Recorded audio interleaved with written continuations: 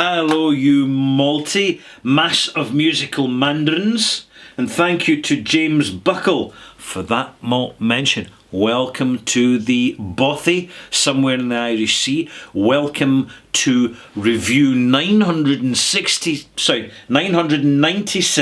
was about to say 966. I'm winding back the clock there. So it's 996 extras in which I'm going to talk about peatiness. I'm just going to absolutely just riff for the next 10 to 15 minutes about peatiness and how you can play with peatiness and how I approach peatiness. And by peat, what I mean is, give me a second. Now, where's my block of peat? I've had for absolutely years and I've never burnt it. Here it is. This is a block of peat. It is, and it's got a spider on it, excuse me. Fly away, little spider. Spiders are good for bothies, always to be encouraged. This is a compressed block of Irish peat, traditionally used as a fuel, a fire fuel. It's now being discouraged because peat and peat habitats are being conserved. And there is, behind the scenes, a lot of investment into substitutes for peats and other naturally sourced, economical, less expensive flavours that can be put into whiskies and alcoholic beverages. But in the meantime, peat is still available on most of the planet, actually. You'll even find peat in North Africa, up in the Atlas Mountains, in Morocco. Arguably the world's largest deposit of peat is in Canada. And there's certainly loads right across Siberia. In fact, 11% of the landmass of the world is covered in peat bogs, which go back millions of years. It's a very acidic, sterile environment in which very few plants can grow and trees can't grow because the ground's too acidic. And because it's so waterlogged and acidic and lacking in nutrition, it's only the little sphagnum moss and the occasional little aromatic shrubs and grasses that can actually grow there. And when they decompose, as all plants do, to be replaced by new growth, they build up these little micro layers over time of this decaying vegetable mass which never really rots because it's in such an acidic environment. So the acid basically just works exactly like the vinegar in a jar of pickled onions, because vinegar is a preservative, and it's exactly the same in peat bogs. But it's been traditional in communities, particularly with peat bogs around. You don't have trees that you can cut down and harvest for timber, so peat has traditionally been harvested in blocks and then cured during the summer to dry it out and then burnt as a fuel during the winter. And it gives an absolute gorgeous, glowing, fabulous quality of heat. It gives you one of the best quality of heats. And the odour and smell is fantastic. When peat is harvested deeper down in the ground, and it only grows about 1 foot every 1,000 years. So if you come across a really deep peat bog, it's been there for a very, very, very long time. And people that have been harvesting, they like to dig down deep to where the peat is at its blackest, because it tends to smoke less and glow more and produce better quality heat compared to the peat near the surface, which is more light brown colour, and particularly about 1 foot from the top of the surface it tends to get very twiggy as well. So this gives you a kind of overview as to peatiness.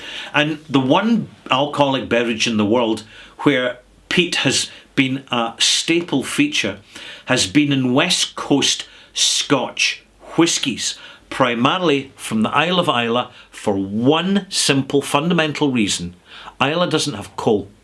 Islay has peat. It doesn't have a lot of trees. It doesn't have a lot of forests or woodlands, and therefore peat traditionally was the only source of fuel for kilning and drying malted barley. You see, all these distilleries up in Speyside, they grouped in Speyside because they were next to the barley fields.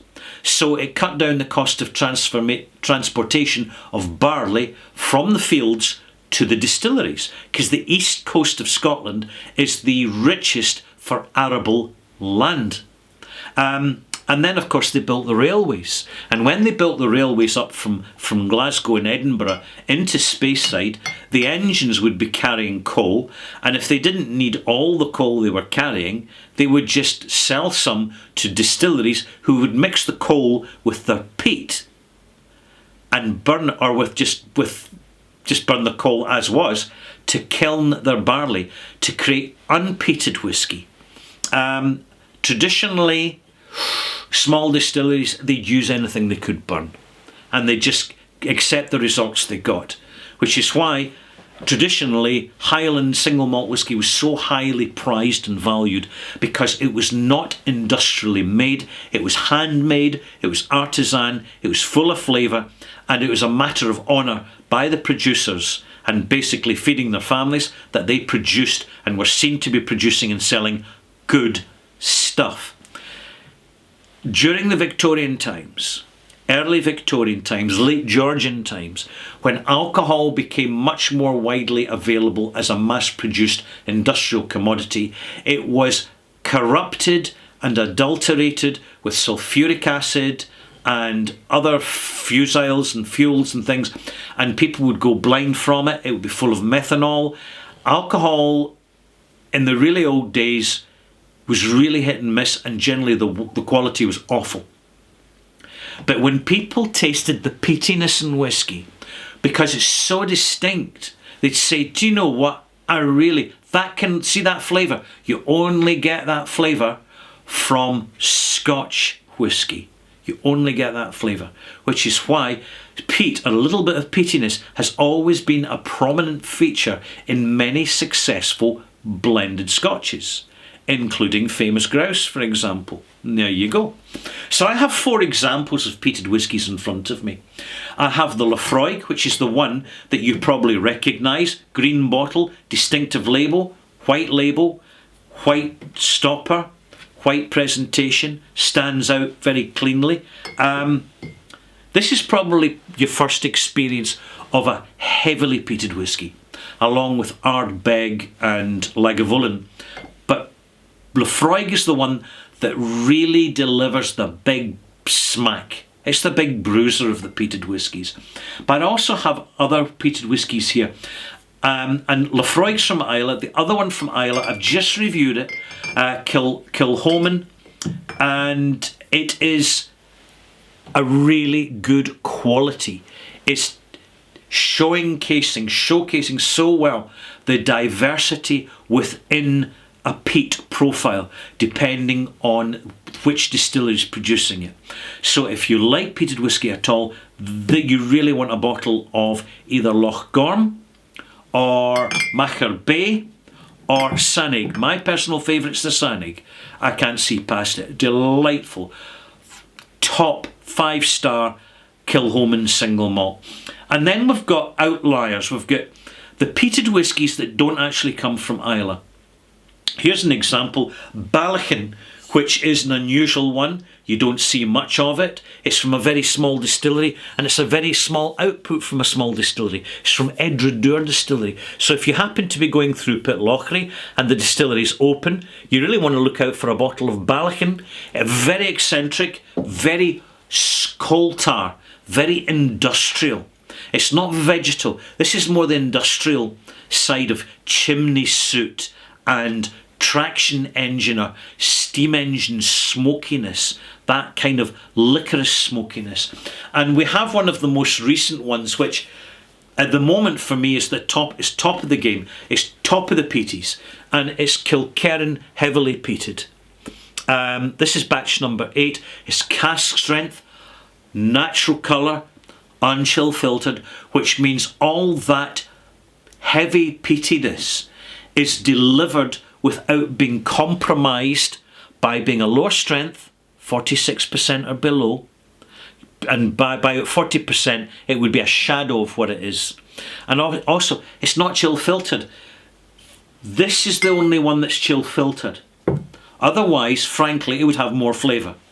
And I know what people say, oh Ralphie, no, chill filtration doesn't affect whiskey. Yes, it does. It's an established fact.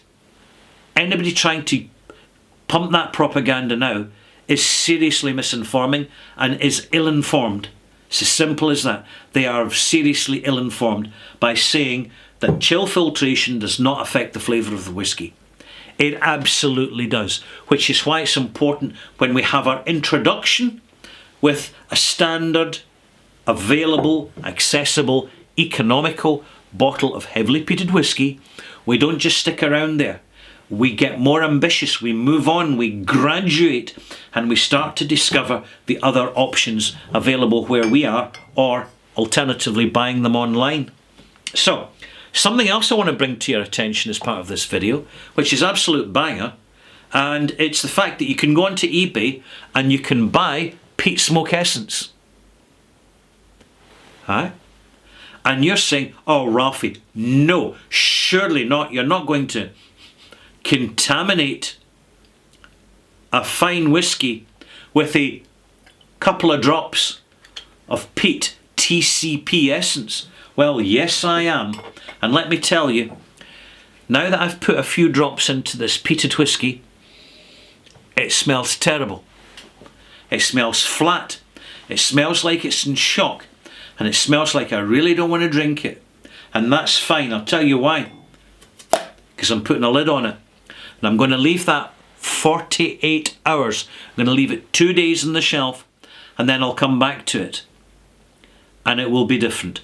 It will be transformed. And then I will have this side by side with a fresh pour of the whiskey.